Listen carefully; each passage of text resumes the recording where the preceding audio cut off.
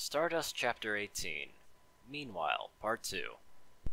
I swear, you three come here just to give me more work to do, Spike said with as much responsible authority as he could muster, which in reality wasn't really much since the three fillies he was attempting to scold were about as old as he was.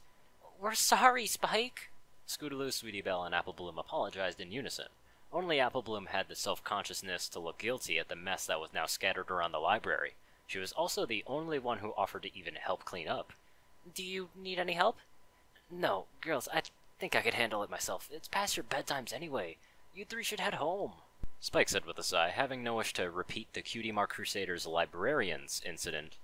But thanks for stopping by anyway, though. The three fillies zoomed out of the library after saying their goodbyes, leaving Spike with the piles of books that they had been plowing through. History of Map-Making and Cartography in Equestria, Spike read the title of the first book he saw, and he quickly realized that all the books were similar in nature. I wonder what it was this week. Explorers? Cartographers? Probably something to do with Daring Do, maybe. The week prior, the three Cutie Mark Crusaders had spent the afternoon in the library to get adventuring cutie marks, though Sweetie Belle insisted it was archaeology. How they intended to do this was by reading every Daring Do book available and leave them strewn around the library as though they intended to set up a literature scavenger hunt for Spike. The week prior to that, they decided they wanted to be authors and were determined to read every single book in the library to find out the best ways to write. Until they kinda gave up and got started on the Daring Do books. They know something's wrong with Twilight. I doubt they know what, but they know something. Spike sighed again as he began to gather up the scattered literature for sorting and replacement on the shelves, but the sigh was a content one. All the girls are trying to help in their own ways. After the chaotic day where Twilight disappeared and the few tumultuous days afterward, Spike had fallen into a routine. With a librarian gone, it fell to him to keep the library in the condition that Twilight left it.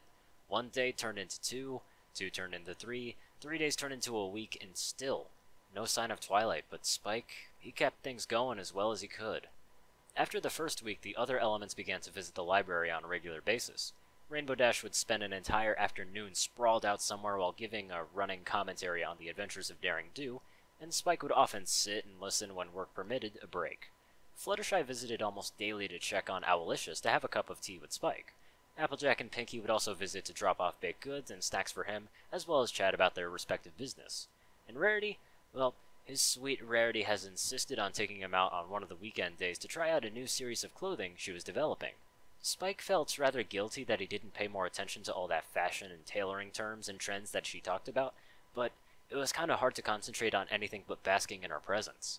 The one time he asked why he was being used as a model after strenuously asserting that it was no problem, Rarity had simply replied, Pinkie Pie said clothing with your body type would be in high demand soon, and we all know what to do when Pinkie Dear gets us a feeling.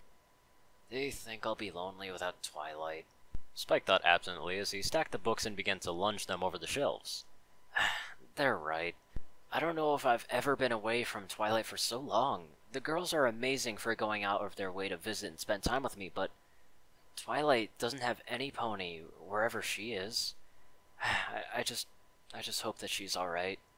The books were lifted one by one to their appropriate slots on the shelf. Every move was careful and precise. Everything had to be perfect if Twilight came back. When she comes back, Spike corrected himself, and he felt a little bit horrified that he would ever consider the possibility that he would never really see her again. The little librarian was saved from further thoughts haunting him by a sudden knock at the door. Sorry, we're closed for the night, Spike yelled, and he hoped whoever was knocking heard. Apparently they didn't because the knocking continued to hammer. Jeepers, what's so important this late? Spike descended the ladder and reached for the doorknob just to see who was hammering on the door. Unfortunately, for Spike, his timing was absolutely terrible, and the door flew open to smash the poor dragon into the wall. Spike! Spike, I had an amazing idea! The intruder shouted, and he knew immediately who was the intruder. Pinkie Pie. Spike tried not to growl as he slid the door closed and gave the pink earth pony a flat stare. You know it's past business hours, right? Can't your amazing idea, wait? No, it can't, came the immediate response. Seriously, Pinkie, come back, Spike was about to say, but was interrupted when a red frosted cupcake was jammed into his mouth. Sweet Celestia, did she use crushed inferno rubies in the frosting? And with her special sauce, too? It's like a party in my mouth and everyone is on fire. Hush now, Spiky. Pinky has to share her amazing idea. She smiled widely before turning away to begin her story.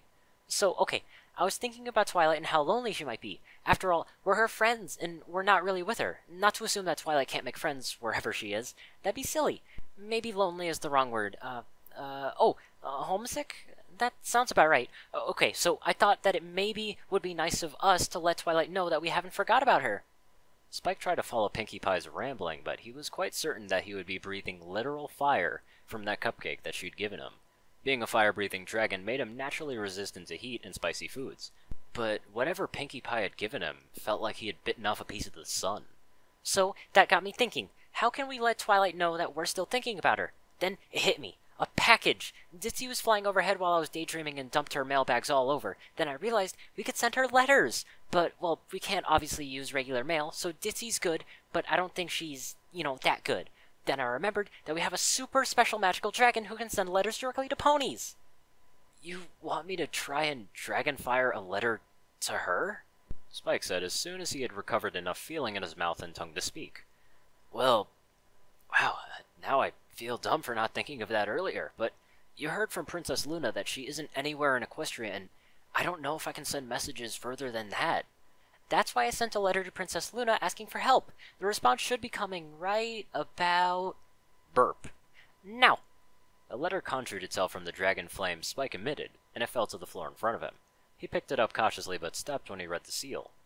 Do not open until the elements are present, and just as he finished the sentence, a knock came from the door. Girls! Oh my gosh, I'm so happy that you could make it. Pinkie squealed as she threw open the door and invited more visitors inside.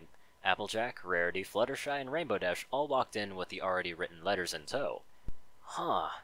Well, that's rather good timing, Pinkie, Spike said as he slowly broke the seal on Luna's letter and began to read to the assembled ponies. To my faithful friend Spike, Pinkie Pie contacted me regarding the possibility of using your dragonfire to send a message to Twilight, wherever she may be. As you are no doubt more aware than any of us, your dragonfire isn't limited in the same manner as our magics. Your dragonfire sends messages not through mundane magical means that are limited by manipulation of the field and the abilities of the caster, but purely through your familiarity with the destination and its recipient. Because of this, I feel that Pinkie Pie's idea holds a great deal of merit. While the elements and I are close friends to Twilight, she is like a sister to you, and if any dragon can send the messages successfully, then it would be you. I am also making all necessary preparations to aid you with the elements' help. I've attached a teleportation enchantment to this letter, and by the time you finish reading it, you will all be in my observatory in Canterlot. Spike stopped reading the letter at the point to look up, and Ponyville, it was gone. The little librarian and the elements now found themselves on a vast balcony overlooking Canterlot and the crystal clear night sky directly above them. Princess Luna was also on the balcony, as were Shining Armor and Cadence. The latter two smiled and waved, but Luna kept her emerald eyes on the sky above her. I'm glad that you all could gather on such short notice, Luna stated warmly, though it was a little disconcerting that she didn't make eye contact to greet them. I feel that Pinkie Pie's plan has merit, and it may hasten our discovery of Twilight if I can follow where the letters travel. Several cheers came from the elements, and Luna waited for them to die down before she continued. Though, I cannot guarantee it will be successful, but I will try. And I know that Pinkie Pie's original plan included your letters, but I felt it would be wise to inform Shining Armor of the attempt. Both he and Cadence have prepared a letter. Celestia and I have letters as well. Shining Armor levitated a scroll wrapped with a ribbon and clipped it tight with a crystal heart seal, while Luna levitated a pair of letters clipped with solar and lunar seals respectively. The trio of letters floated over to Spike, with the elements approaching to give him the letters as well. Wait! Spike cried as he looked to each of the ponies in the room. I don't have a letter! I don't have quills or paper. Can I... Before he could even finish the questions, Pinkie Pie somehow produced all the necessary writing tools from her curly mane, including an inkwell that somehow didn't dye her mane black in the process. Spike nodded his thanks and began to write. Several minutes passed as he scratched out the message he wanted to share with Twilight before rolling it up and adding it to the stack of letters the others had already written. Prepare yourselves, Luna stated simply as she brought her back hoof to clop down on the stone balcony. Instantly, lines began to carve themselves into the stone, and the lines resolved into a massive circle, with several circles around its perimeter and one into the center. Symbols became apparent in each of the circles, and it became readily apparent that each one corresponded to the ponies assembled. The stone under Luna's hooves took the shape of the crescent moon. The next 5 circles showed balloons, butterflies, diamonds, apples, and Rainbow Dash's lightning bolts. The last two spots were emblazoned with Shining Armor's Sparkle Shield and Cadence's Crystal Heart. The circle in the center displayed a stylized flame, and each of the assembled ponies took their spots around the perimeter of the array, while Spike carried the letters to the center. This array will focus all of your memories to assist Spike. Now, I need each and every one of you to close your eyes and remember Twilight. Remember, your most cherished memory of her. Hold on to that memory as tightly as you can. Luna instructed, and all except the princess closed their eyes. Spike closed his eyes as well and tried to dredge up his favorite memory of Twilight. Thousands of memories and moments came to him, little things and big victories for the pair and all the days of hard work at the library. I can't choose just one memory. They're all my favorites. So he held onto each and every one and took a deep breath and blew.